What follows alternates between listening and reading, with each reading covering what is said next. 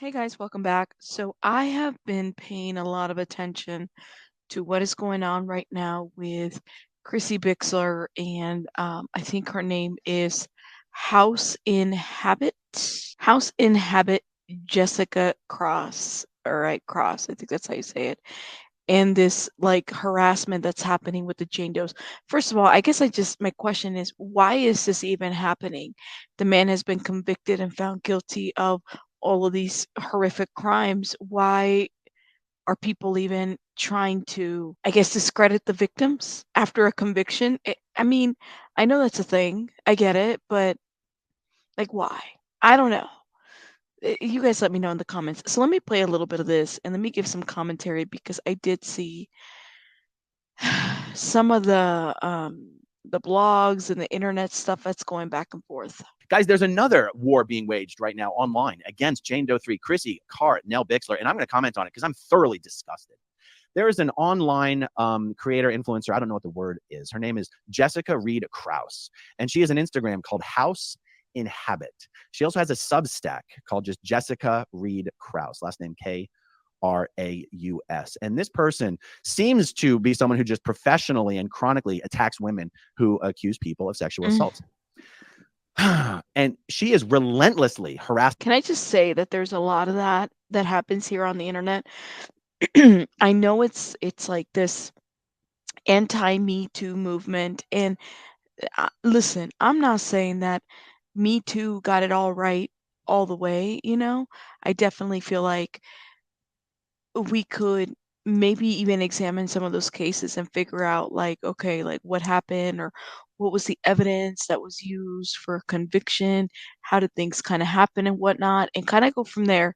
However, you're not always going to please everybody when it comes to such situations. But yeah, there are people that do harass victims of crimes. Does happen a lot, unfortunately. And attacking Chrissie Bixler right now. What makes this an interesting topic to discuss is that, we saw with the Johnny Depp Amber Heard thing, and I understand even that is a little controversial, but, it's pretty obvious that Amber Heard was a massive liar in that situation.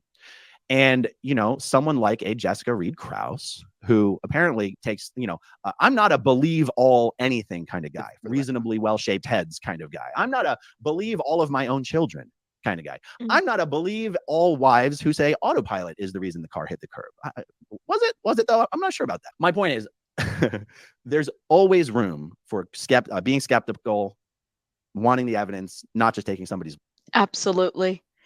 In this situation, in the Danny Masterson situation, I don't think I wasn't a juror. Shoot, I didn't cover it.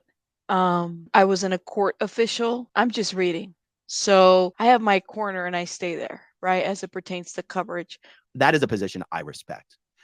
Jessica Reed Krause seems to have taken it to a whole nother level.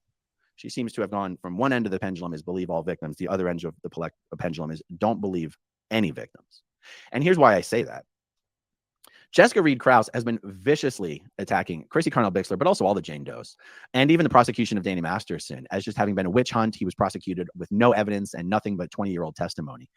Let me know in the comments how Jessica has been attacking everyone outside of her blog. And I just read the one article where she is saying that she was mass flagged, which I did see that Chrissy posted something about, reporting an account, Jessica's account. I did see that.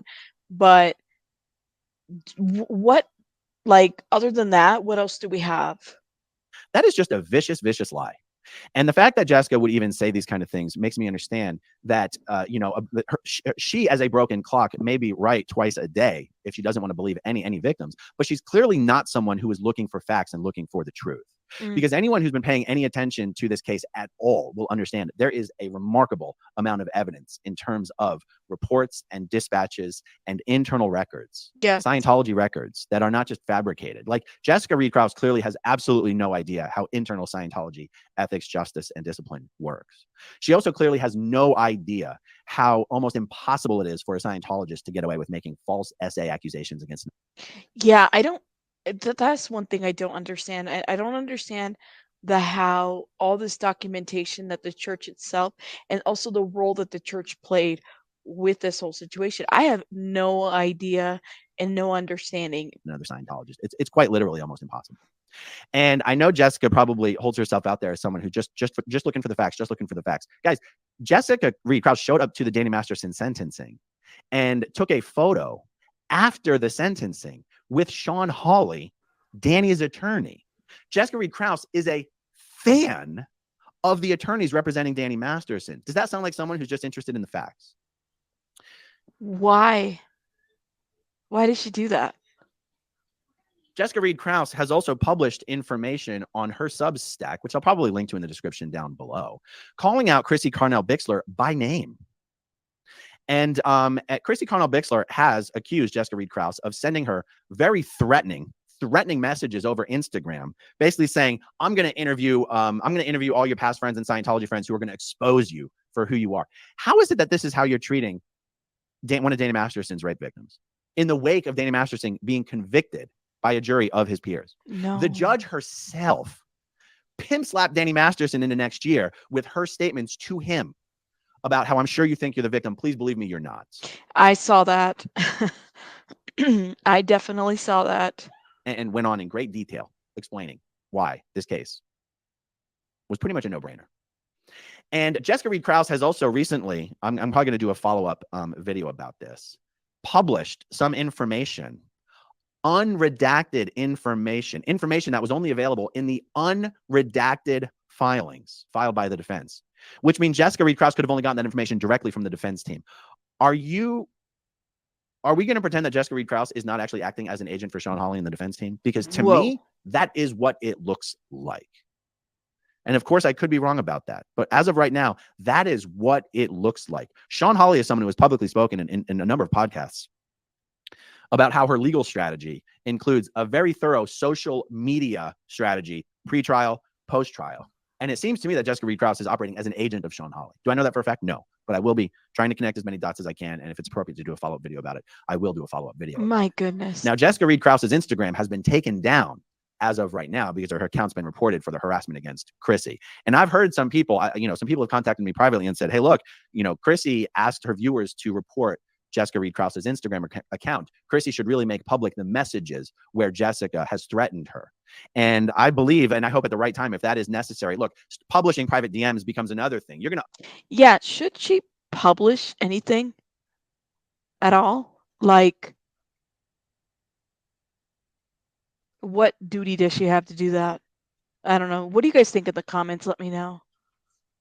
Upset anyone, no matter what you do. So if Chrissie, tells her followers that Jessica's sending her threatening and harassing messages, that's going to piss people off. If Chrissie publishes the screenshots, that's going to piss people off. I'm mentioning this right now because I cannot believe that Chrissie Bixler is having to deal with someone like Jessica Reed Krause harassing her and threatening her. And now Jessica turning her 1.2 million Instagram followers against Chrissie. Oh my Jessica, God. You're not looking for the facts. You're looking to shame victims. You're not doing research. You're just doing internet drama. You are clearly a Sean Hawley fangirl, if not an outright agent of Sean Hawley, and you should be absolutely fucking ashamed of yourself. You're disgusting. You want to go to war with Chrissie Bixler? You want to go to war with the SP Nation? We can go to war. Balake. You are making a big mistake. Stop harassing the Jane Does who put up with this shit from Scientology agents all the time. And now they're going to put up with that shit from you? I don't fucking think so. Those women are not on their own. They have the entire SP Nation behind them. So calm the fuck down is my advice. I take it Jessica is not a Scientologist. I could be wrong, but let me know in the comments. Listen, I was watching Popcorn Planet and I saw Andy give some commentary to this. I was watching, I think her name is Colonel Kurtz as well. And I've seen some of her coverage, especially with the Marilyn Manson stuff. I mean, she has a different take on some of the stuff, and I know she goes into depth with a lot of her things. I think my thing is where do you draw the line when it comes to victims of crimes? Like, do you just keep going? Do you trust that the judicial system got it right the first time? What do you guys think? I guess I'm just kind of thinking out loud with everyone in processing. Do you take a side when it comes to this? I personally think that Chrissie along with everyone, and there's probably a lot of victims out there that have not shared their stories. I'm also concerned that it's tactics like this that prevents people from coming out and speaking out, whether it's in Scientology or whatever other church. This isn't a religion issue as well. This isn't like Danny Masterson has been convicted because he's a Scientologist. None of that. There's documentation of what he did to these women, and I think it's important to highlight those, in my opinion. But could we get through this without dragging the victims and also be able to convey our point eloquently? Let me know your thoughts in the comments about this whole situation. Do you feel like um, Jessica and anybody else is in the right to expose victims of this crime, to attack them at this point? What do you guys think? Do you guys take a side on this? I personally don't think that it is okay. That's just my thought. The man has been convicted. Let him be convicted and find a different hobby. That's just how I feel. But I could be wrong. Let me know your thoughts in the comments, and I'll see you guys on the next one. Rabbits out.